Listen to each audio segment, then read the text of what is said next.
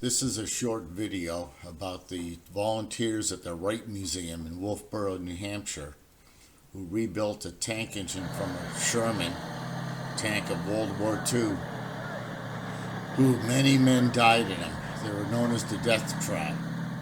And these guys worked real hard. They called on me for some final assembly and to get the engine running. You can see here they had guts. There's the funnel for the fuel with the fire coming out of the exhaust and a pie plate deflecting the flames.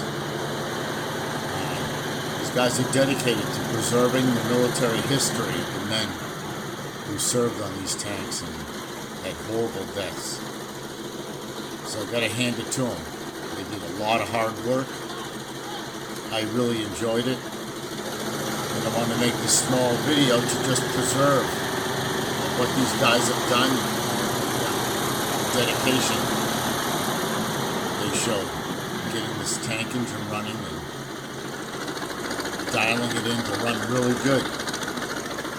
It was a lot of fun, and everybody that worked on it got to drive the tank. And now it's parked on display in the Wright Museum in WOLFEBORO, New Hampshire. So here you have it. A little better this time. These guys put a lot of time into all these old military vehicles to preserve them, keep them running, in running order. It's pretty good. I gotta hand it to them. And here is the final test run.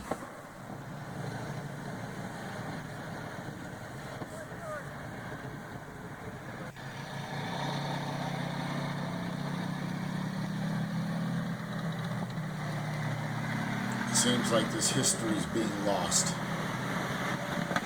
But with museums like this, it shouldn't.